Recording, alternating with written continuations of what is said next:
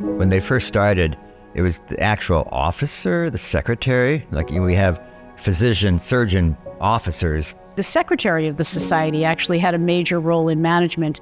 And the surgeon who was secretary at the original kept the records of the meetings, kept the records of the members, and that became so complicated that they finally hired an executive secretary on a permanent level. Her name was Harriet Gibson.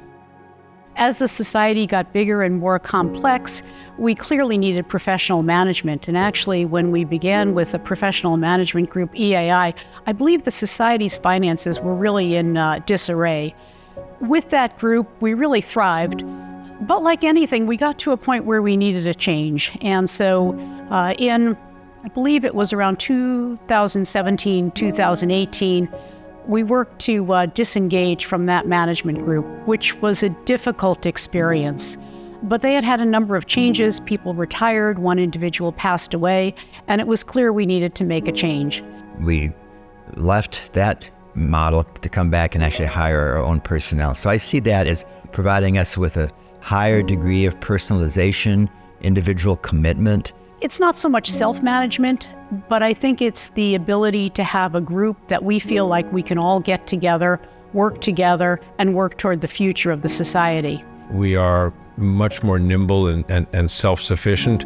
I think from a fiscal point of view, it certainly makes tremendous sense, but also from a day-to-day management and a long-term strategy, both short-term and long-term, we have the knowledge of ourselves at all times. We don't have to wonder at any given point in time, where are we, because we always know.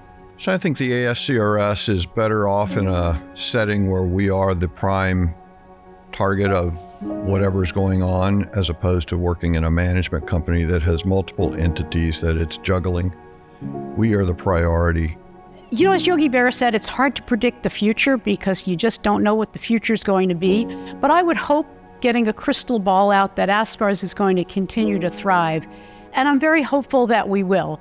I'm hopeful that we will because we have tremendous energy in the society and we have tremendous involvement and engagement among the membership. I think it was Abe Lincoln that said, the best way to predict the future is to create it. And I think that's what we'll see happen with the American Society of Colorectal Surgeons.